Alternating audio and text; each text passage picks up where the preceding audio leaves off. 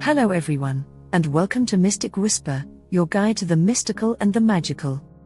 In today's video, we're going to explore a concept that could dramatically shift the way you approach life, goals, and happiness. It's called the backwards law, and it's a counterintuitive idea that says the less you want or try to obtain something, the more likely it is to come into your life. I know it sounds strange, but trust me, by the end of this video, you'll see how this paradox might hold the key to living a more fulfilling, peaceful, and successful life. We live in a world where we're constantly encouraged to want more, to achieve more, to be more. From the moment we're born, we're conditioned to believe that happiness and success lie somewhere in the future, just beyond the next goal, the next promotion, the next relationship. Whether it's through advertising, social media, or even our personal ambitions, we're in this relentless chase for more.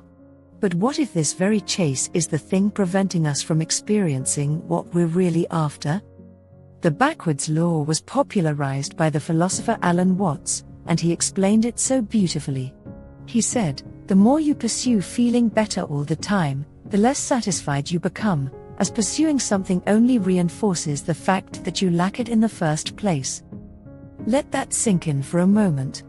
The more you chase happiness, success, or love, the more you're subtly reinforcing to yourself that you don't have it, which only deepens the sense of lack. It's like a dog chasing its own tail. So, what's the solution? The backwards law tells us that the harder we try to attain something, the more elusive it becomes.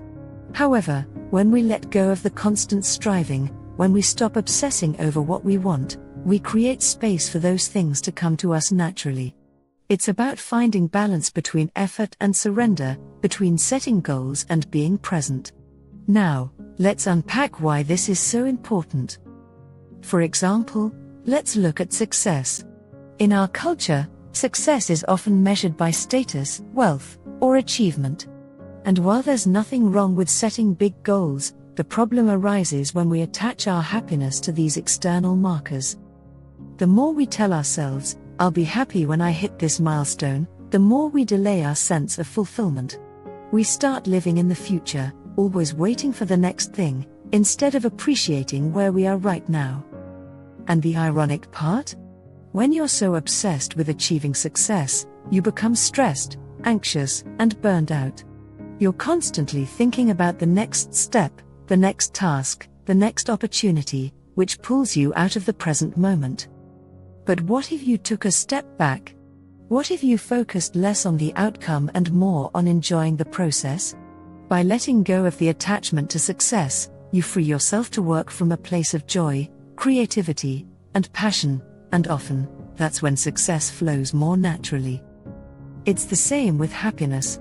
We're conditioned to think that happiness is something we need to chase, something we need to acquire. "I'll be happy when I get that new job," or "I'll be happy when I'm in the perfect relationship," or "I'll be happy when I achieve my goals." But here's the truth: happiness isn't something you find in the future, it's something that exists in the present. And the more you search for it outside of yourself, the more it slips away. It's like holding water in your hands: the tighter you squeeze, the more it escapes. So, how does the backwards law apply to happiness? The less you chase happiness, the more likely you are to experience it. Happiness doesn't come from external conditions. It comes from a sense of inner peace, from being fully present and accepting life as it is right now. When you stop looking for happiness in the next big thing and start appreciating the little things, the simple moments, the small joys, you realize that happiness is already here, waiting for you to notice it. Now, let's talk about relationships, because the backwards law applies here too. Have you ever noticed that when you're desperately seeking love, it seems to evade you? When you're overly focused on finding the perfect partner or being loved by others, you might feel more lonely and disconnected. That's because, in that state of wanting, you're telling yourself, "I'm incomplete without this." You're projecting neediness, and that energy often repels the very love you're looking for. But when you let go of the need to be validated or loved by someone else, something amazing happens. You start feeling more confident in yourself. You realize that you don't need external approval to feel worthy. And when you carry that energy, you naturally attract healthier, more fulfilling relationships. The less you're attached to the idea of finding love, the more open you become to experiencing love in its many forms, whether through friendships, family, or even self-love. At this point, you might be wondering, so, does this mean I shouldn't have goals? Should I stop striving for improvement? Not at all. The backwards law doesn't mean giving up on your dreams or ambitions. It simply invites us to approach them from a different perspective.